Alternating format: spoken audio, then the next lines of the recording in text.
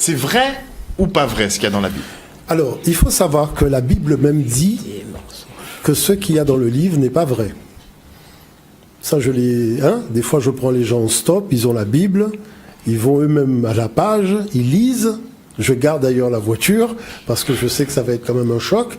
Mais il faut savoir que même dans un Réveillez-vous, vous avez quand même une ligne d'information. Même si c'est écrit de façon tout petit, mais vous avez toujours une note qui vous dit attention, on n'a pas l'assurance de la véracité de ce qui va être dit.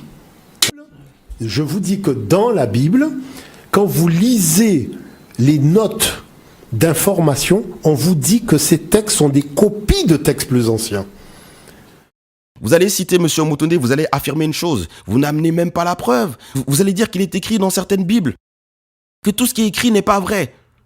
Mais où est-ce que c'est écrit ça? À un moment donné, vous allez même citer le magazine Réveillez-vous. Le magazine Réveillez-vous est un magazine des témoins de Jéhovah. Moi, je ne suis pas témoin de Jéhovah. Eux ne croient pas en la divinité de Jésus-Christ. 1 Jean 5,20.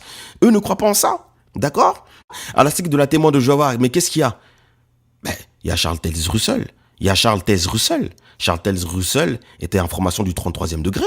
Est-ce que Jésus-Christ est un franc-maçon? Non, c'est pas un franc-maçon. Donc, est-ce que prendre le magazine Réveillez-vous comme référence, est-ce que c'est pertinent même d'un point de vue historique, d'un point de vue recherche historique? C'est pas du tout pertinent, mais pas du tout. Parce que alors, à partir de là, on peut aller trouver des références partout, d'accord? Et voilà, c'est du n'importe quoi.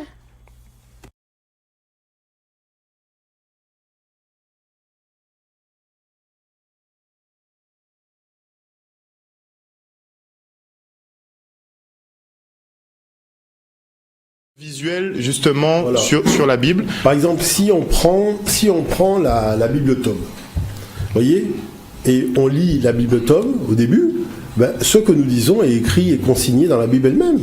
C'est-à-dire que la différence qu'il y a entre ce que dit la Bible et moi, c'est que la Bible dit que les textes qui sont là ne sont pas les vrais textes. L'écriture, voilà par exemple ici l'image, ça fait l'objet d'une réécriture, et que on peut par exemple lire, moi je peux lire par exemple ce qui est écrit. Alors à la page 21 de la Bible Tob, c'est marqué: en racontant les origines du monde et de l'humanité, les auteurs bibliques n'ont pas hésité à puiser directement ou indirectement dans les traditions de l'ancien Proche-Orient. Donc puiser directement ou pas, ça veut dire copier, plagier. Bon. Donc ça veut dire que c'était des Noirs qu'on a blanchis. Bon. Les découvertes archéologiques depuis plus d'un siècle montrent en effet qu'il existe plusieurs pages. Il existe entre les premières pages de la Genèse et des textes lyriques, sapiento ou liturgiques, de Sumer, c'est-à-dire la tradition des Noirs élamites, de Babylone, la tradition des Noirs chaldéens, de Thèbes, de la tradition des Noirs égyptiens, ou d'Ougarit, c'est-à-dire les Cananéens, bien des points communs. Et je voudrais prendre un exemple, Thomas Romer. Thomas Romer, donc ce serait bien de prendre le temps de l'écouter. Thomas Romer, c'est le spécialiste de l'enseignement théologique à l'université de Lausanne, et c'est lui qui enseigne donc l'Ancien Testament, mais la particularité qu'il a, c'est qu'il maîtrise l'écriture hébraïque. Donc son enseignement, son explication, sa démonstration, il la base à partir des textes hébraïques. C'est même pas à travers les traductions, déjà au niveau des textes hébraïques. Et quand il analyse ça, parce qu'il est au Collège de France, vous voyez, et c'est lui qui est responsable de l'enseignement théologique et de l'explication maintenant historiographique des choses, vous allez voir que ce qu'il dit est détonnant pour celui qui ne connaît pas. Mais celui qui connaît la problématique historiographique, on se dit, tiens, là voilà quelqu'un qui fait quand même un petit effort de vérité. Donc prenons le temps de l'écouter, parce que c'est intéressant de voir ce qu'il dit.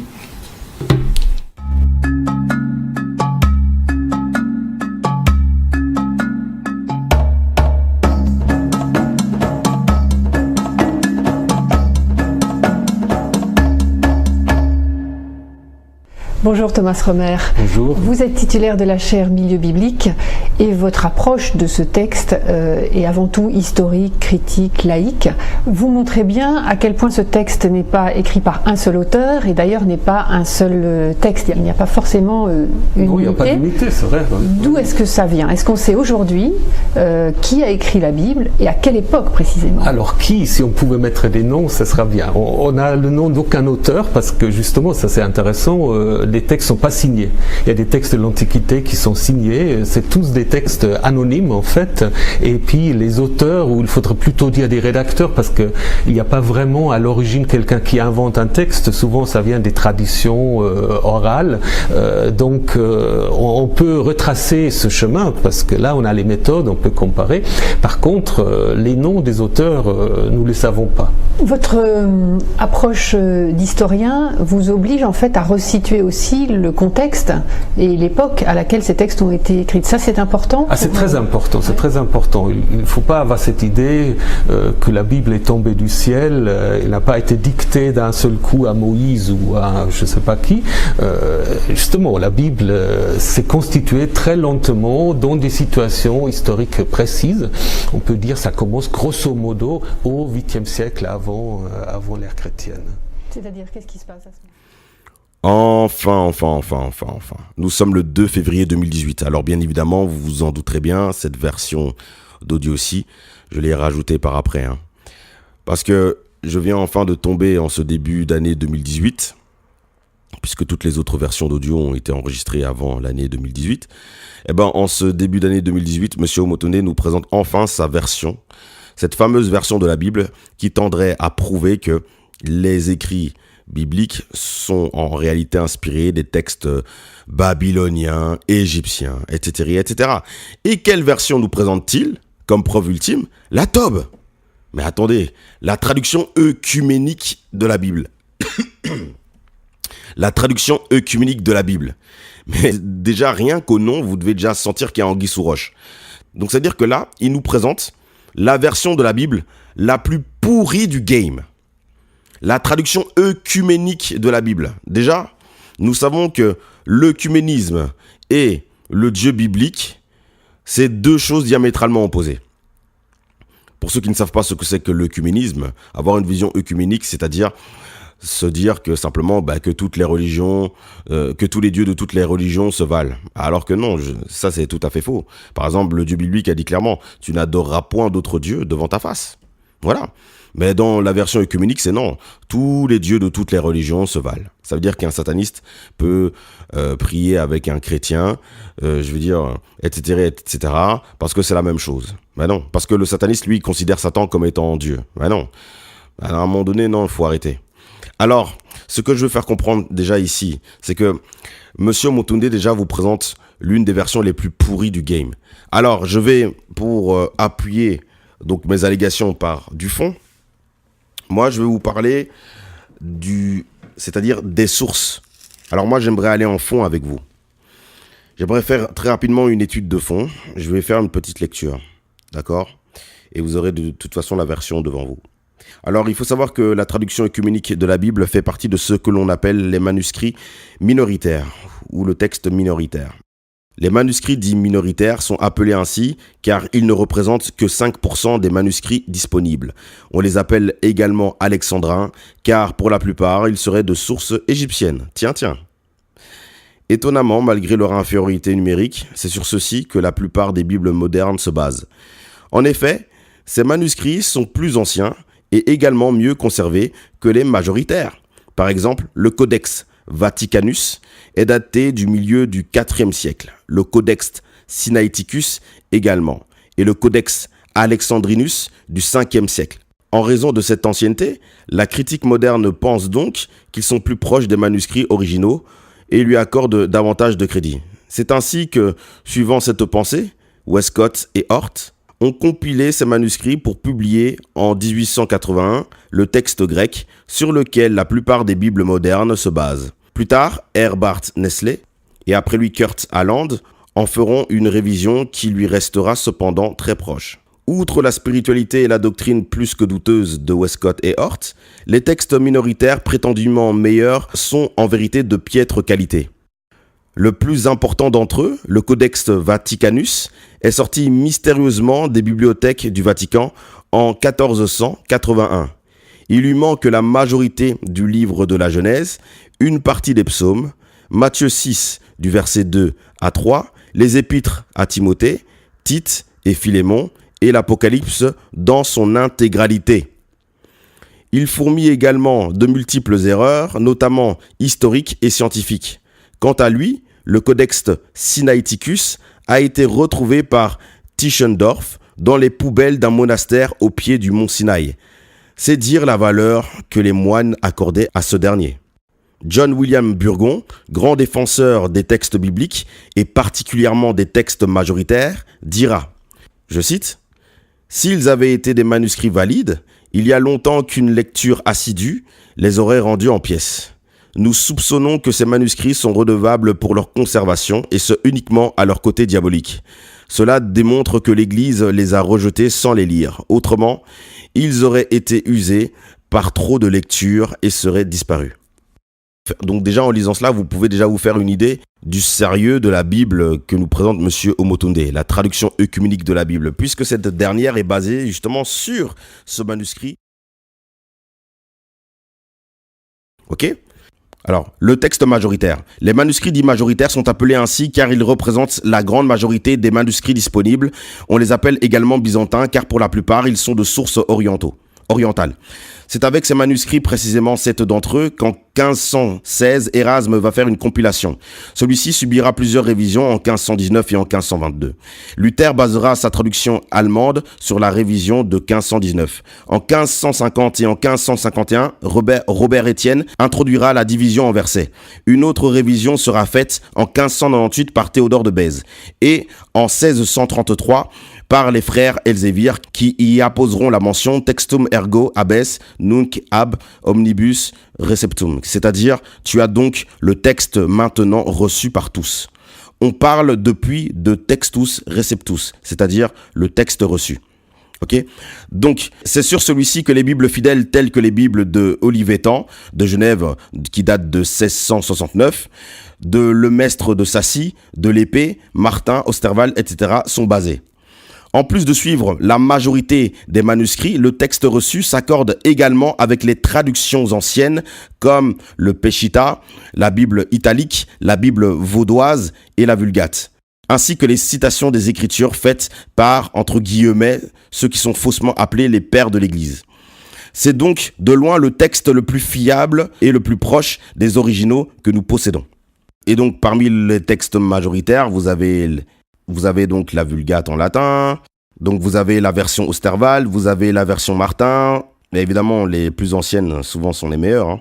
Et donc vous avez la version Osterwald, vous avez la Bible de Jésus-Christ, vous avez la Bible de Genève, la Bible de l'Épée, etc., etc. Bonjour Thomas Romer. Bonjour. Vous êtes titulaire de la chaire Milieu biblique et votre approche de ce texte est avant tout historique, critique, laïque. Vous, historique, critique.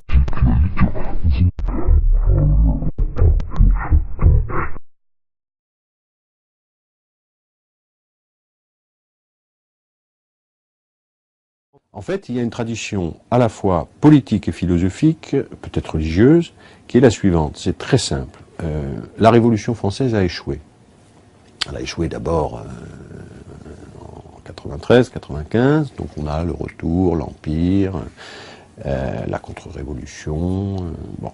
Et puis une deuxième République, 1848. Donc il faut que nous inventions, pour établir la République, une spiritualité, voire une religion spécifique. Ça germe donc dans les milieux républicains, beaucoup dans les milieux francs-maçons, sous le Second Empire, se constitue d'ailleurs, par exemple, une alliance religieuse universelle, dans laquelle on va trouver à la fois des catholiques libéraux, des protestants libéraux, des juifs libéraux, puisque toutes les religions sont un peu, enfin les dogmatismes sont en crise, mais en même temps des athées, des matérialistes, etc., portant un projet de religion universelle, de religion éclairée, bon. Et donc, en fait, ceux qui vont construire, en grande partie, en tout cas l'école de la République, mais jouer un rôle déterminant dans la République, c'est le cas de Ferdinand Buisson, sont des gens qui sont venus à la République d'abord en étant des croyants, mais deuxièmement avec un projet spirituel, c'est-à-dire que la République, pour s'établir, a besoin de former sa propre religion, qu'ils vont appeler d'ailleurs, ça c'est un paradoxe incroyable, en tout cas une surprise, c'est un étonnement pour moi, jeune chercheur, la laïcité. Thomas Romer, bonjour. Bonjour. Et merci de nous avoir rejoints dans les studios de la RTS à Lausanne. En 2005, les éditions Labor et Fides publiaient votre livre co-signé avec elle est théologienne, je crois. Oui, Loïse, bonjour. Loïse, bonjour. Mon étudiante actuellement est à New York voilà. et s'occupe de toute autre chose, mais voilà. Donc vous avez co-signé ce livre avec elle, L'homosexualité dans le Proche-Orient et la Bible. 15 ans plus tard, le voilà réédité, réactualisé, j'imagine, augmenté, voilà. Mais néanmoins, le thème de base est le même. Serait-ce la preuve que l'homosexualité reste d'abord un grand thème de société et de débat, et en particulier lorsqu'il est lié ou qu'il a quelque chose à voir, ou que la religion le regarde? Voilà, quand la religion se mêle, c'est toujours plus compliqué. J'osais pas le dire comme ça. Mais c'est vrai. Et c'est vrai que ça reste un grand débat de société, puisque d'un côté, dans certains pays, on va déjà très loin dans la reconnaissance des personnes homosexuelles. Dans d'autres pays du monde, c'est toujours considéré comme un délit, voire même puni de peine de mort. Donc on est quand même encore dans une situation où c'est pas aussi évident que cela. Y compris et surtout, donc, vous le disiez, quand la religion et l'Église, ce qui est pas tout à fait la même chose d'ailleurs, la religion et l'Église, quand l'Église s'en mêle, parce que là vous nous parlez des lois, les lois évoluent, pas dans tous les pays, le débat public évolue aussi. Il fait pression d'ailleurs, ce débat public sur l'Église. Je pense quand même, parce que tout le débat qu'on a eu ici aussi à Lausanne, nous disons dans le canton de Vaud, dans le cadre de l'ERV, sur l'Église évangélique réformée du canton de Vaud, qui a quand même longuement débattu sur la question de la bénédiction à accorder ou non aux couples homosexuels qui ont conclu un partenariat. Ça montre que ça va pas de cela, et puis ça risque même un peu de créer de remous en France aussi. En France, l'Église réformée, l'Église unie réformée luthérienne de France a aussi décidé d'aller dans ce sens, mais actuellement il y a tout un groupe qui s'appelle les confessants, je crois, et qui en fait veulent faire un peu scission. Donc c'est toujours, et je sais pas toujours très bien pourquoi, c'est toujours un problème pour beaucoup de chrétiens, peut-être aussi pour des juifs et des musulmans, d'accepter l'homosexualité. Vous ne savez pas très bien pourquoi. Monsieur Motonde est en train de nous vendre Monsieur Thomas Romer comme étant un grand érudit qui connaît l'hébreu et tout ça.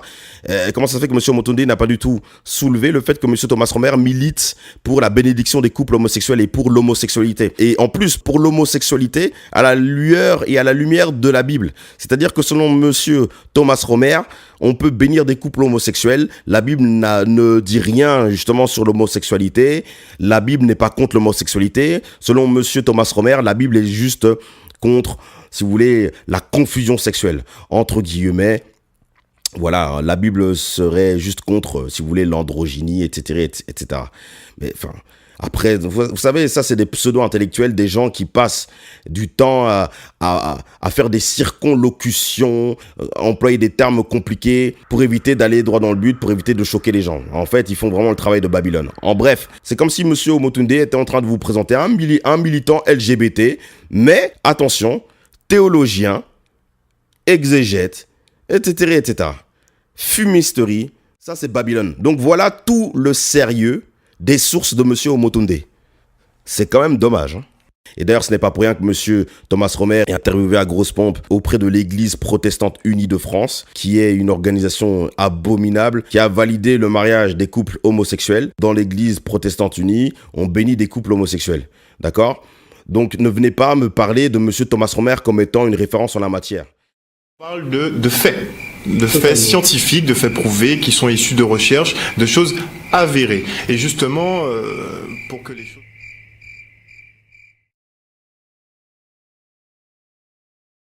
Le défunt comparaît devant le tribunal du jugement dernier.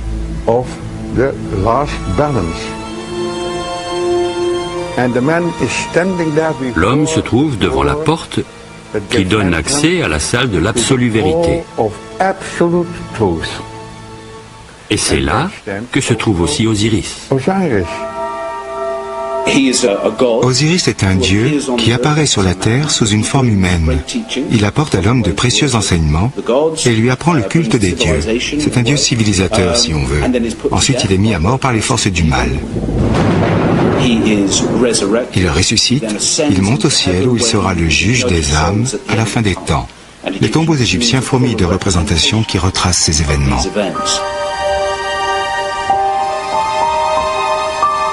Dans l'Égypte ancienne, Osiris se trouve dans la constellation d'Orion. C'est le bon berger des étoiles, ces âmes qui sont dans les cieux.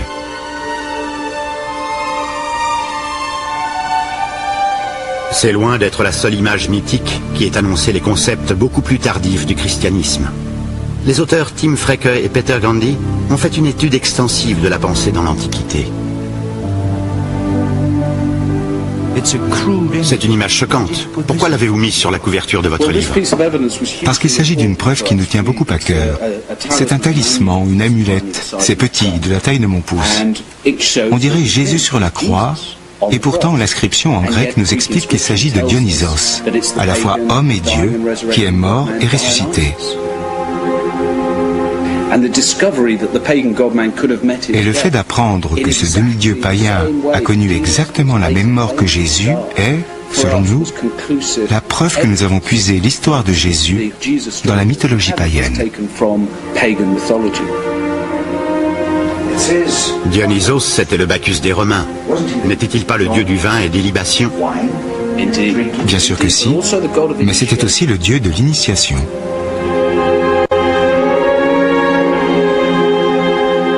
Dieu du vin, à l'origine, est dieu mineur. Dionysos, c'est-à-dire littéralement fils de Dieu. Alors avant toute chose, j'aimerais dire ceci. C'est qu'il y a une nette distinction à faire entre spiritualité chrétienne et religion chrétienne. Qu'est-ce que j'entends par religion chrétienne? Par religion chrétienne, j'entends par exemple le catholicisme romain. Le catholicisme romain est la mère de toutes les religions chrétiennes. D'accord? Du catholicisme romain, par exemple, est sorti le protestantisme. Vous voyez, c'est comme un assemblage de poupées russes. Donc, le catholicisme romain, c'est un peu comme la mère de toutes ces, de tous ces ismes, de toutes ces dénominations chrétiennes qui, normalement, n'ont même pas lieu d'être. Puisque si on s'en tenait juste à la parole de Dieu, eh ben, on se rendrait compte que le milieu chrétien, déjà, serait moins dans la confusion. Mais bon, bref. Ça, c'est juste une parenthèse que j'ouvre et que je referme très rapidement. Mais c'est pour dire ceci. C'est que je remarque que dans le paysage panafricain, très peu font cette distinction. Et en ne faisant pas cette distinction, eh ben la majorité des gens qui veulent absolument faire des accointances entre la spiritualité des pharaons et ce qui se fait, par exemple, dans les temples catholiques, en faisant l'amalgame entre catholicisme et spiritualité chrétienne, eh ben, se trompent lourdement. Car si cela se pratique dans les temples catholiques, mais cela n'est pas du tout en phase avec la parole de Dieu. Oui, je suis d'accord avec M. Omotonde lorsqu'il dit qu'il y a que... Prenons l'exemple de Isis, Osiris, Horus. Bien sûr que oui, toutes ces divinités-là sont reprises dans le catholicisme. C'est juste qu'on leur a donné un autre habillement. Mais la question à se poser, c'est pourquoi? Quel est le fondateur, l'un des fondateurs du catholicisme romain? Mais ce n'était pas un chrétien, c'était un païen. Constantin Ier, il adorait le dieu égyptien Mitra. Ah ah! Donc c'est là en fait on comprend. D'ailleurs c'est lui-même qui a changé dimanche en jour du Seigneur. Alors que chez les Juifs, eux, le Shabbat, c'était le samedi. Vous voyez? Mais le dimanche, c'est Sunday, jour du soleil. Parce que Constantin adorait le dieu soleil. Vous voyez? Donc ça, c'est déjà pour dire qu'il n'y a aucun rapport entre le Dieu de la Bible et tout ce qui se fait dans le catholicisme romain. Ça n'a rien à voir. D'où le fait qu'on commence maintenant à prier les saints, chose qui ne doit absolument pas se faire. La Bible nous dit même dans 1 Timothée 2,5 qu'il n'y a qu'un seul intermédiaire entre Dieu et les hommes, c'est Jésus-Christ homme. Le catholicisme romain nous dit non, c'est Marie. Non, c'est les saints. Vous voyez? Donc, ça, c'est quelque chose qui est très important parce que lorsque vous basez toute votre thèse sur un paradigme qui est complètement erroné et qui n'a aucun rapport avec la doctrine biblique, qui est la colonne vertébrale ou le fondement même du christianisme, eh ben là, vous vous trompez lourdement. D'accord?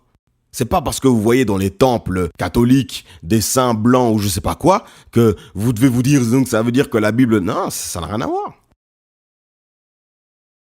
Alors maintenant, nous allons passer à quelque chose de beaucoup plus croustillant. Monsieur Omotondi nous a présenté une image, la couverture d'un livre qui s'appelle The Jesus Mysteries de Peter Gandhi et de Timothy Frick, un livre qui a été édité en 2001.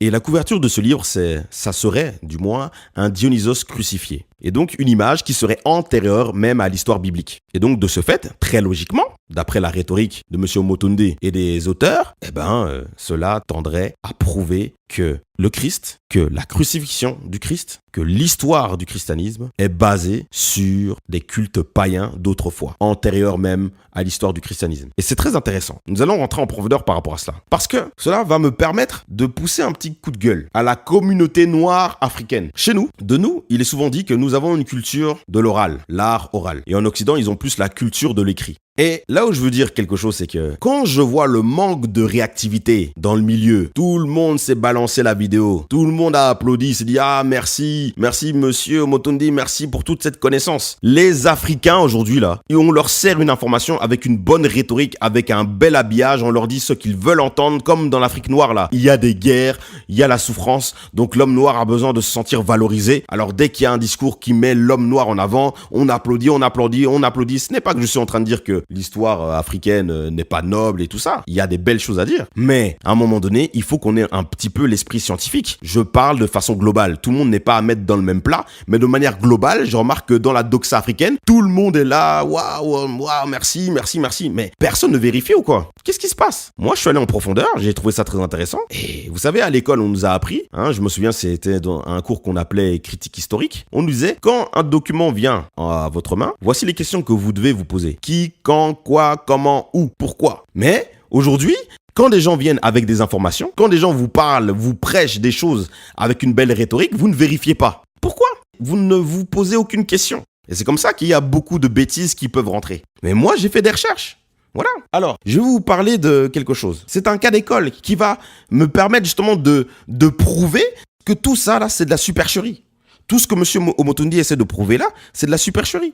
Alors maintenant, moi, personnellement, je vais m'effacer et laisser d'autres personnes parler, des personnes qui sont beaucoup plus qualifiées que moi, qui s'y connaissent beaucoup mieux que moi sur le sujet, parce que je n'ai pas la prétention d'être historien, je suis juste une personne qui se pose des questions et qui fait des recherches et des investigations. Je vais laisser parler donc ces différentes personnes, je vais juste vous les présenter. Alors maintenant, je vais vous présenter à une personne qui se prénomme James Hannam. Qui est James Hannam? James Hannam est un historien de la relation entre la religion et les sciences. Il a écrit un bouquin sur le système fiscal britannique, mais ce qui nous intéresse le plus, c'est que c'est un médiéviste, c'est-à-dire un grand connaisseur de l'époque médiévale. Il a écrit un bouquin tel que Le philosophe de Dieu, comment le monde médiéval a posé les fondements de la science moderne, ou encore La religion des sciences, comment le Moyen-Âge chrétien a lancé la révolution scientifique. Bref, James Hannam est un grand connaisseur donc de l'époque médiévale et du Moyen-Âge. Pourquoi est-ce que je vous présente James Hannam? Eh bien, c'est simple. James Hannam, après avoir vu la couverture du livre de Peter Gandhi et de Timothy Frick, il est tombé des nues puisque justement étant un grand connaisseur du Moyen-Âge, il s'étonnait du fait que Peter Gandhi et Timothy Frick faisaient passer cette image supposée de Dionysos, mais en fait il s'agit d'une amulette d'Orphée.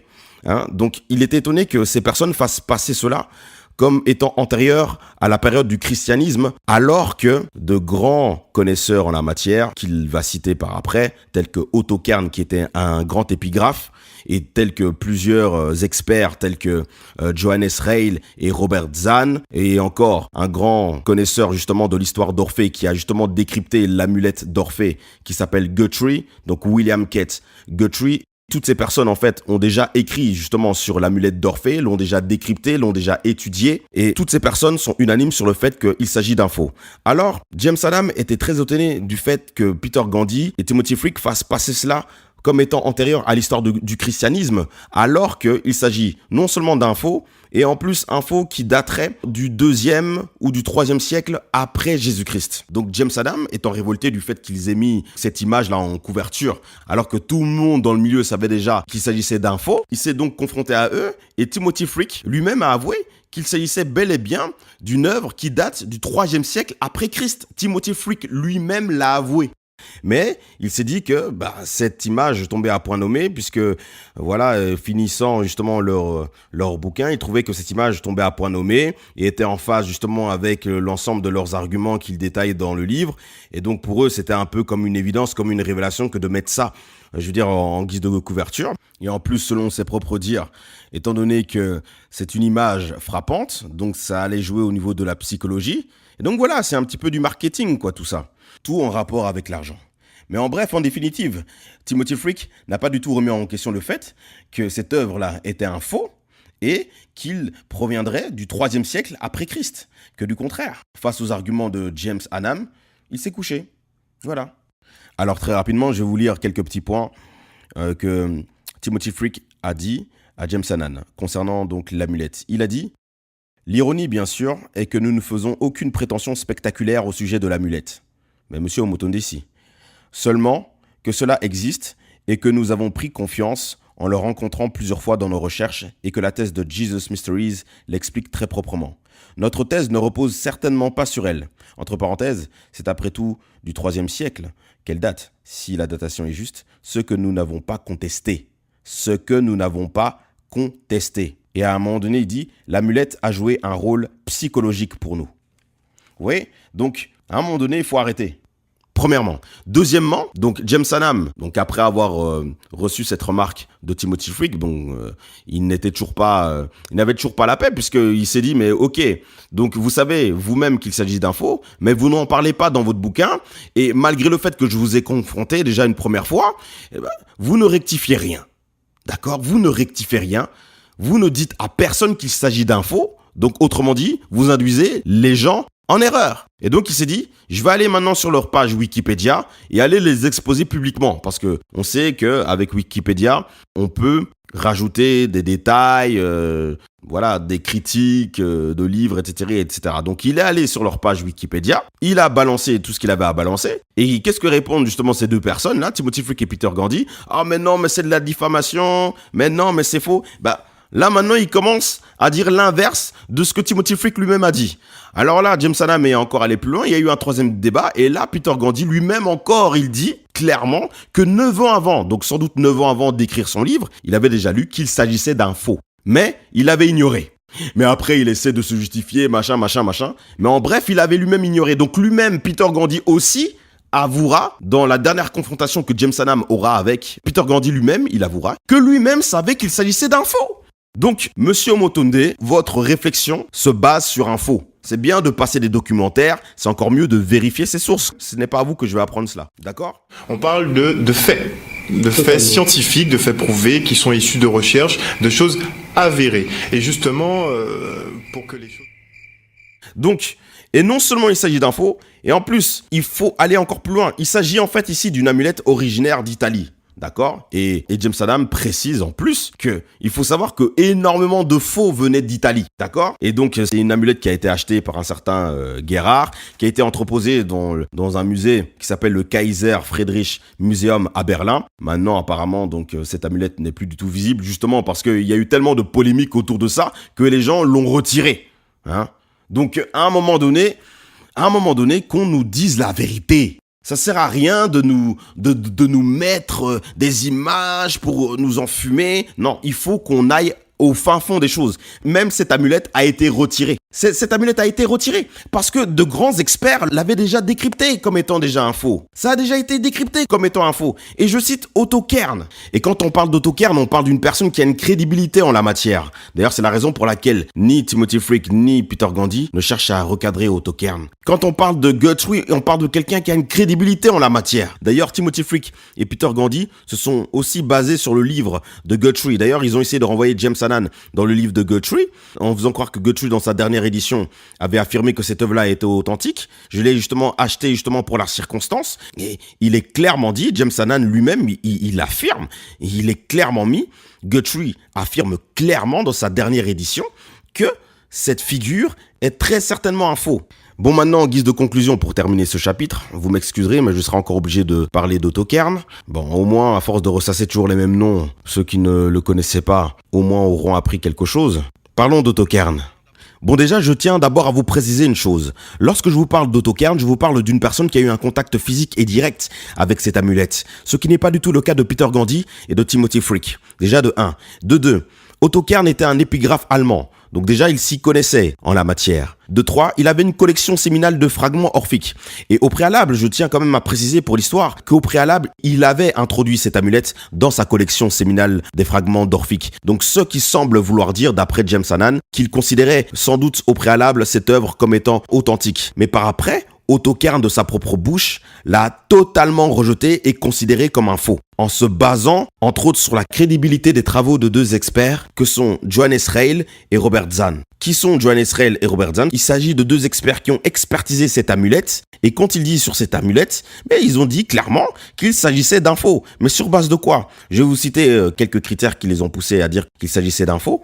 Déjà, premièrement, Johannes Reil cite « La représentation de la figure crucifiée est médiévale plutôt que de l'Antiquité tardive ». Déjà de 1. De 2, il nous parle en fait de la forme de la croix qui est latine plutôt que de forme de T. Donc il s'agit ici d'une croix qui est latine. De 3, il dit la représentation de la figure crucifiée est en gros représentée comme étant seule et non comme dans l'Antiquité où là il s'agissait de plusieurs crucifiés qui étaient représentés. Or que le fait de voir un crucifié en solo, donc crucifié en solo, ça c'était plus un style qui est venu à l'époque médiévale. Donc après il décrypte l'image de la lune et de cette étoile très étrange qu'on retrouve justement dans cette image d'Orphée. Donc voilà, en bref, moi je ne rentre pas trop en profondeur par rapport à ça, je ne fais que de vous citer très rapidement, très subrepticement. Et maintenant, James Hannan, lui, étant un historien médiéviste, lui, ce qu'il a le plus parlé, c'est justement le premier critère. Lorsque Johannes Reil nous parle justement de la représentation de la figure crucifiée comme étant médiévale plutôt que de l'Antiquité tardive. D'accord? Pourquoi? Parce que, par exemple, James Hannan va nous faire une petite comparaison entre les représentations des crucifiés au temps médiéval avec le temps de l'Antiquité tardive, à savoir du temps de l'Empire romain et toutes ces choses. Et qu'est-ce qu'il va dire par exemple? Là je vous le fais de mémoire mais vous pourrez lire. Mais en gros il est en train de faire comprendre ceci. Lorsque vous regardez par exemple le Jésus-Christ crucifié qu'on nous présente au temps du Moyen-Âge, au temps médiéval, d'ailleurs on peut même le checker lorsqu'on va dans des églises catholiques, vous allez voir qu'on nous représente un Jésus-Christ crucifié avec des jambes et des bras pliés. Ce qui n'était pas du tout le cas dans l'Antiquité tardive, où là, et les jambes et les bras étaient très perpendiculaires. Donc les crucifiés, lors de l'Antiquité tardive, étaient représentés déjà sur une croix, bien souvent en forme de T, donc ce n'était pas une croix qui était une croix latine, et ensuite ils avaient les jambes et les bras bien perpendiculaires, rien n'était plié. Ce style-là de jambes pliées et de bras pliés, c'est arrivé au temps du Moyen-Âge, au temps médiéval. Donc voilà, donc pour ceci c'est affaire clôturée. C'est une image choquante. Pourquoi l'avez-vous mise sur la couverture de votre livre? Parce qu'il s'agit d'une preuve qui nous tient beaucoup à cœur. C'est un talisman, une amulette. C'est petit, de la taille de mon pouce. On dirait Jésus sur la croix, et pourtant l'inscription en grec nous explique qu'il s'agit de Dionysos, à la fois homme et Dieu, qui est mort. Voilà. Donc, maintenant, ça devient intéressant. You are fake news. Sir, go ahead.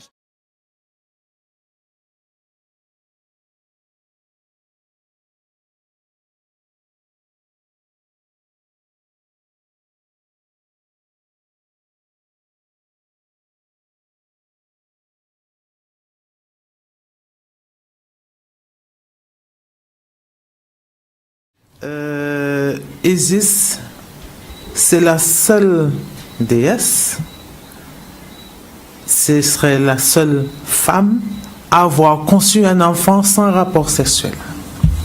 Quand il y a eu le combat entre Seth et Osiris, son mari, quand Seth a découpé Osiris en 14 morceaux qu'il les a dispersés, Isis est allée chercher tous les morceaux.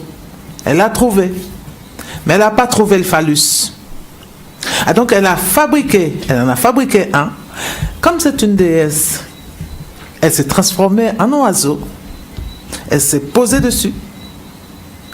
Et l'essence d'Osiris est entrée dans l'enfant à travers elle. Est-ce qu'on n'est pas un peu dans la fiction? Non.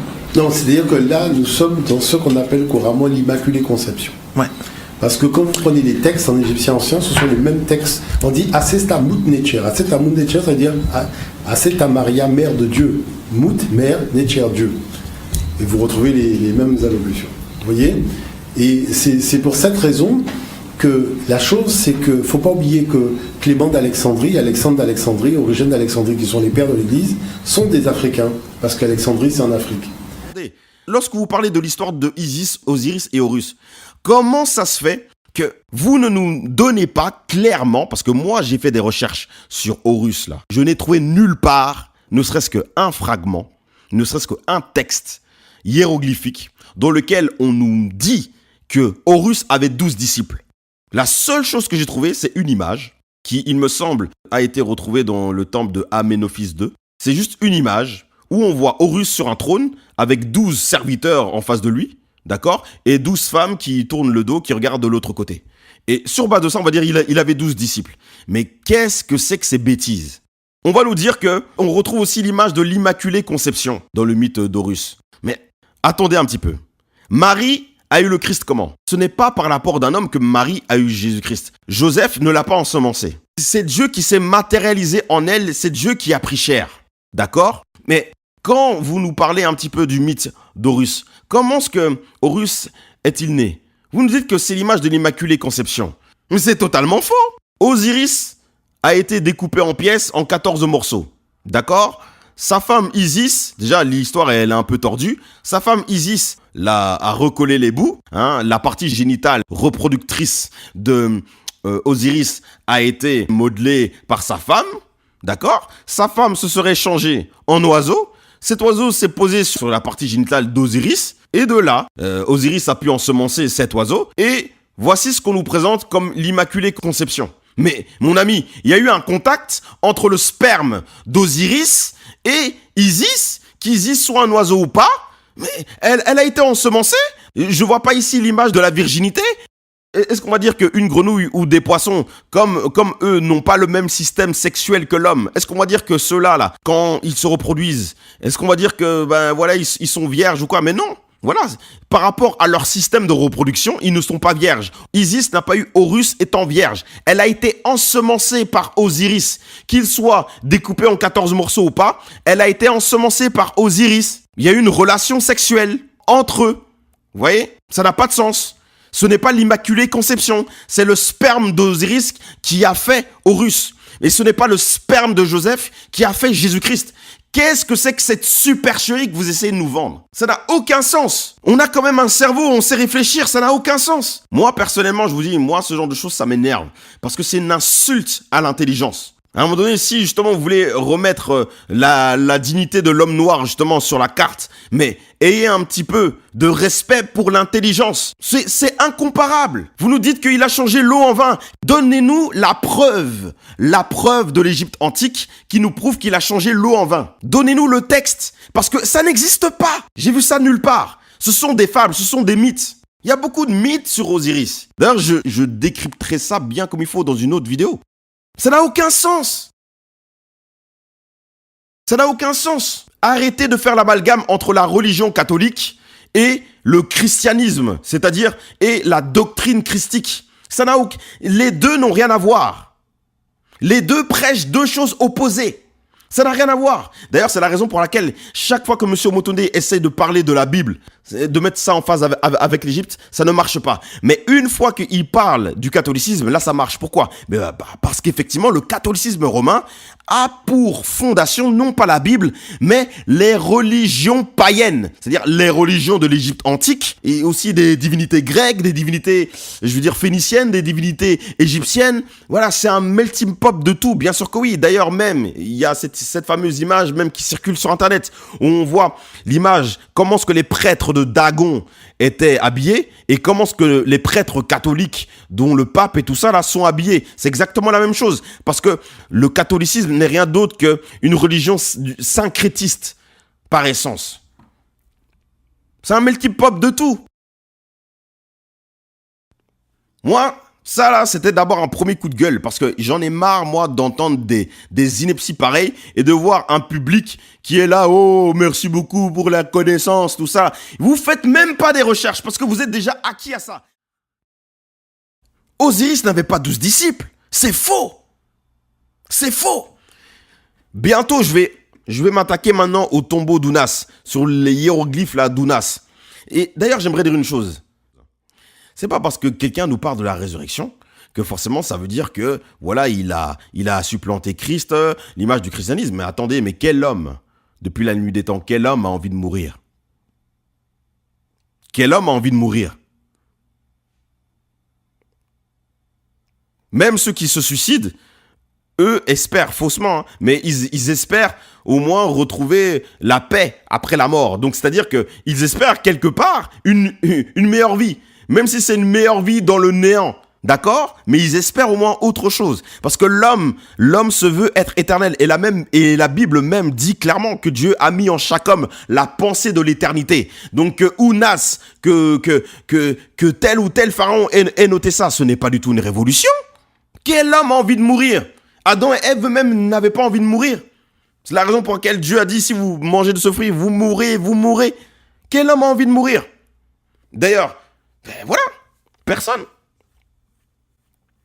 D'ailleurs, une chose qui est assez bizarre, c'est que la notion de résurrection dans l'Égypte antique, ce sont même pas, on va dire, ce sont même pas des dieux matérialisés en chair qui l'ont fait, mais ce sont juste des dieux. C'est-à-dire que si des dieux se ressuscitent, où est la gloire?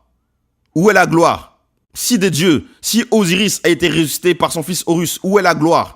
Parce que ces personnes-là, je veux dire, parce que cette histoire d'Osiris, Horus et tout ça, là, machin, ce sont des fables, ce sont des mythes, d'accord? Ce sont des divinités. Ce sont même pas, ces personnes-là n'ont même pas été des pharaons, ils n'ont même pas régné à une période précise, d'accord? Donc tout ça, ça s'est passé dans le spirituel. Donc, où est la gloire? Or que mon Dieu, à moi, s'est incarné en chair. Et là, il a prouvé à tous les hommes, d'accord? Il a démontré à tous les hommes sa puissance. Mais là, où est la gloire? Où est la gloire? Si mon Dieu nous montre un livre dans lequel il dit qu'il a été ressuscité dans l'esprit, où est la gloire? Non, il faut que tu me matérialises ça pour que je croie en toi.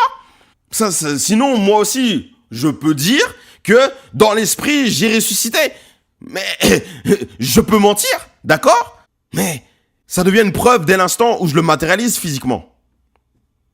Voilà, parce que n'importe qui peut dire que voilà, j'ai ressuscité dans l'esprit, voilà, mais oui, mais montre-le nous. Montre-le nous. Ça n'a pas de sens que toute cette mascarade soit démasquée au nom de Jésus de Nazareth. Donc en bref, là où je veux mettre l'accent, c'est sur le caractère visible de la résurrection dans le christianisme et le caractère invisible de la résurrection dans l'Égypte ancienne. C'est-à-dire que dans l'Égypte ancienne, on vous parle d'une résurrection que vous ne pouvez même pas vérifier. C'est écrit point barre. Tandis que dans la Bible, le Seigneur, il a dit... Allez, faites de toutes les nations des disciples. Baptisez-les au nom du Père, du Fils et du Saint-Esprit. Guérissez les malades, ressuscitez les morts, etc., etc. Donc, à nous autres chrétiens, à nous autres qui avons réellement reçu le Christ, le Père nous a donné le pouvoir de ressusciter même des morts. Donc on ne se pose pas de questions. Oui, mais avec le concept du Dieu unique, donc techniquement il n'y en a qu'un, donc ça évite de se dire bon, je vais voir chez le voisin si effectivement les textes ne sont pas antérieurs. On ne se pose pas ce genre de questions lorsqu'on est dans la Bible. Parce qu'on vous dit voilà, c'est la parole de Dieu, vous prenez et puis c'est bon. Mais il y a un passage de la Bible avec lequel je suis en total désaccord. C'est le dernier. N'allez pas au-delà des Écritures. Vous voyez? Et c'est ça. Déjà, c'est faux. Les derniers versets d'Apocalypse 22 ne nous disent pas de ne pas aller au-delà des Écritures, mais plutôt de ne ni rajouter, ni retrancher aux Écritures. C'est tout à fait différent. C'est tout à fait différent. Mais puisque je pense que vous parliez quand même de cela, je vais vous répondre. Et donc, par rapport à cela, j'aimerais juste dire, par rapport en fait aux propos du monsieur, ce n'est pas que la Bible nous dit de ne pas aller voir ailleurs, de ne pas regarder ailleurs. Cette même Bible nous dit dans Apocalypse là-bas, que celui, 22, là, que celui qui veut pécher, pêche encore. Que celui qui se sanctifie encore. Ce qui veut dire que la Bible même ne vous dit pas d'absolument rester basé sur elle. Mais bien sûr que non. Dieu donne le libre arbitre aux hommes. Si vous voulez aller voir ailleurs après d'autres divinités, mais vous êtes libre. D'ailleurs, c'est ce que vous-même vous êtes allé faire. Est-ce que le Dieu de la Bible vous en a empêché? Vous y êtes allé, faites ce que vous voulez. À un moment donné, il faut arrêter. Mais maintenant, vous allez dire que oui, que la Bible nous dit de ne rien retrancher et de ne rien rajouter. Mais monsieur, mais c'est tout à fait logique. Est-ce que même votre collègue, monsieur Omotunde, accepterait que X ou Y personne vienne rajouter tel mot, telle lettre, telle virgule à tel endroit dans sa phrase, sans son consentement, sans lui demander la permission, rajouter des phrases, retirer des phrases? Bien sûr que non, il n'accepterait pas. Pourquoi? Parce que juste en mettant une virgule quelque part, c'est le sens de toute une phrase qui peut être changée. Donc c'est tout à fait normal que le Dieu de la Bible, le Dieu qui a inspiré des âmes à écrire sa parole, demande et ordonne à ne ni rajouter et ni retrancher quoi que ce soit. C'est tout à fait normal. Même moi le premier, si je fais un travail quelque part et que quelqu'un passe derrière moi pour vouloir modifier quelque chose, je lui dirai non, je ne serai pas d'accord. Voilà. Il y a même ce qu'on appelle, entre guillemets, ce qu'on appelle le droit d'auteur. Ça, c'est l'image du droit d'auteur. Pourquoi est-ce que Dieu demande de ne rien rajouter et de ne rien retrancher? Parce que c'est le droit d'auteur. C'est le droit d'auteur. Celui qui retranche ou qui ajoute quelque chose, il aura affaire à l'auteur de la parole. Mais si vous voulez modifier les trucs, faites-le en dehors de la parole. C'est tout à fait logique. Si vous voulez écrire un livre pour contrer le mien, n'allez pas dans le mien pour le modifier. Allez justement ailleurs et écrivez votre livre pour contrer le mien. Mais ne prenez pas mes propos, ne prenez pas mon livre et commencez pour commencer à le corriger. C'est tout à fait normal. Vous voyez, c'est un problème d'interprétation. Parce que vous êtes déjà rempli de votre idéologie là. Votre idéologie d'Horus là. Tout à l'heure, le président du Bénin, lui, a décidé de pousser sa population à revenir à ses racines. Il parle effectivement de retour aux sources, que sa population en termes religieux n'est ni chrétienne ni musulmane, qu'elle est vaudou à la base. Ça a été beaucoup diabolisé effectivement par les Européens qui parlaient de magie noire, enfin de culte assez sombre. What will it be like when she comes? Serious. Its final spirit was Azili Danto. Et eux disaient effectivement qu'il faut pouvoir commercialiser sa culture. Final spirit was Azili Danto. Que comme tous les autres grands pays le font, que l'Afrique aussi doit se réapproprier sa culture.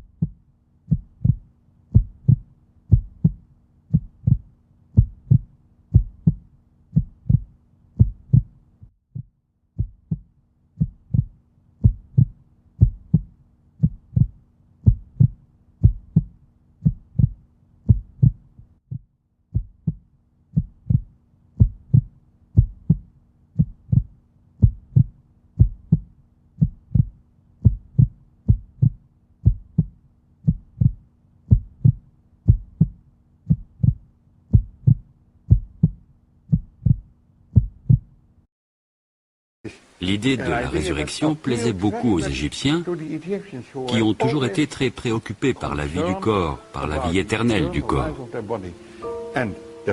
Leurs pyramides et d'autres édifices montrent que la religion égyptienne était un culte de la vie après la mort. C'est-à-dire que l'homme a pour vocation d'être le reflet de l'harmonie de l'univers. Et voilà pourquoi ils ont fait de la spiritualité. Et après, dans leur livre, ils disent qu'effectivement, il y a eu un guide qui leur a été envoyé, qui est Osiris, qui a été envoyé avec sa femme, Et c'est eux qui ont commencé par leur montrer l'agriculture, par leur montrer donc comment s'occuper des animaux. Pourquoi est-ce que vous n'allez pas au fond des choses? Pourquoi est-ce que vous ne parlez pas aussi de la façon dont les rites se passaient? Pourquoi est-ce que vous ne parlez pas des sacrifices humains qu'il y avait?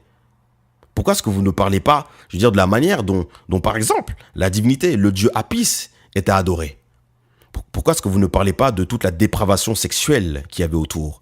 Pourquoi vous ne parlez pas, je veux dire, de toutes ces orgies sexuelles qui devaient se faire autour de certaines divinités égyptiennes? Pourquoi vous ne parlez pas de toutes ces choses? Parce que cela heurterait certaines personnes? Oh, quelle est belle la spiritualité de l'Égypte antique, elle est très belle. Alors, en comparaison avec la Bible, je vous dirais que le Dieu de la Bible, contrairement à Horus, dont les cultes rituels demandaient pas mal de sacrifices humains, ça vous n'en parlez pas, monsieur Omotonde. Voici les images. Eh bien, je vous dirais tout simplement que le Dieu de la Bible, lui, n'en demande aucun. La seule fois où il a été question de sacrifices humains, et encore, cela n'est pas du tout allé jusqu'au bout, parce que mon Dieu n'est pas un tortionnaire, c'était avec Abraham. C'était une manière d'éprouver Abraham, de le tester. Pourquoi? Pourquoi est-ce que Dieu a choisi Abraham pour lui demander une telle chose au sujet de son fils Isaac? Eh bien, c'est simple. Abraham venait tout droit de sortir de Babylone. La Bible nous dit que Abraham était sorti d'une ville qui s'appelle Ur. On nous cite aussi Haran. Et nous savons très bien qu'à Ur, par exemple, eh bien, les sacrifices humains, c'était quelque chose de très coutumier. Il n'y avait rien de scandaleux à cela. Alors pourquoi est-ce que Dieu a demandé à Abraham? Eh bien c'est simple, c'était une manière pour lui de voir si Abraham était capable de tout pour lui. Parce que la Bible nous dit dans Josué 23 que le père d'Abraham, Térak, était un grand occultiste. Donc voilà, lorsque Dieu a demandé cela à Abraham, pour Abraham ça n'avait rien d'extraordinaire. Nous, quand nous regardons cela avec nos yeux occidentaux ou nos yeux contemporains d'aujourd'hui, ça nous paraît extraordinaire. Mais pas pour Abraham, pour la simple et bonne raison que dans son pays d'origine, à savoir Babylone, eh bien, c'était une chose coutumière que de faire des sacrifices humains à des divinités. Vous voyez? Mais Dieu l'en a empêché. Et ensuite, pour rajouter et pour clôturer justement ce point, je dirais que dans Hébreux, le chapitre 11, il est dit clairement, je le dis de mémoire, qu'Abraham a posé cet acte parce qu'il était sûr et certain que le Dieu qu'il avait appelé à sortir de Babylone était capable de ressusciter son enfant. Chose que les autres dieux étaient incapables de faire. Chose que les divinités égyptiennes sont incapables de faire. Jusqu'à présent, je n'ai jamais vu une divinité égyptienne ressusciter un mort, ni une babylonienne. Et nous savons très bien que Dieu a vite arrêté Abraham. Il a remplacé justement son fils Isaac par le taureau. Donc l'image du Père, donc l'image de lui-même. Vous voyez, c'était simplement pour nous parler du sacrifice expiatoire de Christ à la croix. La Bible nous demande à nous, enfants de Dieu, d'offrir nos corps comme un sacrifice vivant, saint et agréable à Dieu. Non pas dans le sens de nous sacrifier, je veux dire, de faire couler le sang, mais c'est dans un sens symbolique, d'offrir nos vies à Dieu, tout simplement. Voilà, de la même manière qu'un homme digne de ce nom qui est marié à une femme doit donner sa vie à sa femme et vice-versa, dans le sens de la fidélité, dans le sens de l'amour, dans le sens du sacrifice. Voilà, quand on parle de sacrifice, on ne parle pas systématiquement de sacrifice humain, contrairement à Horus et aux divinités babyloniennes. Ça n'a rien à voir. Et le sacrifice expiatoire de Christ à la croix n'est pas un sacrifice humain, mais un sacrifice divin. Dieu s'est fait homme pour sauver les hommes. Et à la croix, ce n'est pas Jésus-Christ Dieu qui est mort. Ce n'est pas Jésus-Christ Dieu qui a pleuré. Ce n'est pas Jésus-Christ Dieu qui a gémi. Ce n'est pas Jésus-Christ Dieu qui est mort. C'est le Jésus-Christ homme. La Bible fait bien la distinction entre Jésus-Christ homme et Jésus-Christ Dieu. Le Jésus-Christ Dieu qui s'est révélé sur la montagne de la transfiguration et dont la pleine identité a été révélée dans Apocalypse 1. Celui qui dit qu'il est l'alpha et l'oméga. D'accord? Personne d'autre, si ce n'est Dieu, peut dire qu'il est l'alpha et l'oméga, si ce n'est Dieu lui-même. Parce que même les anges ne sont ni alpha ni oméga. Parce que eux ont un commencement. Et c'est ce Jésus-Christ Dieu qui est ressuscité. Jésus-Christ Dieu n'est jamais mort, n'a jamais connu la mort, il n'a jamais souffert. D'accord? Donc, c'est un sacrifice divin et non un sacrifice humain. Il n'y a aucune ambiguïté là-dessus. La seule ambiguïté, c'est l'homme qui cherche à tout contrôler, à contrôler Dieu, alors qu'il ne peut contrôler son propre souffle. L'homme qui cherche à comprendre Dieu, alors que même les anges ont du mal à le comprendre. L'homme qui n'est que poussière et qui mourra, alors que Dieu est éternel. L'homme qui cherche absolument à essayer de calculer, de comprendre avec son petit cerveau, le créateur, celui qui l'a créé sans même lui avoir demandé la permission. L'homme est devenu fou. Comment un petit grain de poussière peut comprendre l'étendue du désert? C'est impossible. possible. Donc à un moment donné, ayons un peu plus d'humilité. Dieu fait ce qu'il veut et c'est pourquoi je l'aime. Il choque l'humanité et c'est pourquoi je l'aime. Il demande pas la permission à l'homme quand il veut faire quelque chose. C'est pourquoi je l'aime. Quand mon Dieu veut faire quelque chose, il te demande pas si tu trouves ça normal ou pas. Il n'a pas à te demander parce que quand lui il t'a créé, quand lui il a créé le monde, quand lui il a créé le ciel et la terre et tout ce que cela renferme, il t'a pas demandé la permission. Il te demandera jamais la permission pour faire quoi que ce soit. C'est toi qui vas lui demander la permission quand ça chauffera un petit peu pour ta vie. N'est-ce pas? Tu dis, oh mon Dieu. Eh ben voilà, c'est toi qui l'invoque. C'est toi qui l'invoque. Lui, il n'a pas besoin de toi, mais toi, t'as besoin de lui. Lui n'a pas besoin de moi, mais moi, j'ai besoin de lui. Donc, à un moment donné, il faut qu'on mette l'église au milieu du village, comme on dit. Mais l'église, pas dans le sens catholique. Mais voilà, à un moment donné, il faut un petit peu arrêter. Bref, ça, c'était juste une parenthèse qui, pour moi, me semblait un petit peu important parce que l'homme est devenu fou. Et ceux qui veulent encore jouer avec lui, et ceux qui ont du mal à comprendre et qui ne le connaissent pas, moi, la seule chose que j'ai à vous dire, c'est demandez-lui. Si vous êtes de lui, là, demandez-lui simplement de se révéler à vous. Et ceux qui veulent absolument s'entêter parce que tous ne sont pas de Dieu, eh ben, vous allez le voir à la fin. Hein, vous irez discuter avec lui, une fois que vous serez face à son tribunal. Et là, les gens rigoleront beaucoup moins. Parenthèse, tous ne sont pas de Dieu, non pas dans le sens où Dieu ne veut pas d'eux, mais tous ne sont pas de Dieu dans le sens où certains ont déjà choisi leur voie, parce qu'il y en a qui savent où ils veulent aller. Combien même il se révélerait à eux, tous ne veulent pas de lui. Il y en a qui le savent consciemment qu'il existe, mais qui ne veulent pas de lui. Et je sais très bien de quoi je parle en termes de vécu. Dieu veut sauver tout le monde. Il a même essayé de sauver Caïn, mais Caïn n'a pas voulu de lui. Et ces gens-là sont partout. Ils sont dans les églises, ils sont en politique, ils sont dans toutes les strates sociales possibles. Ils vous prêchent l'évangile pour vous soutirer des sous. Ils sont partout.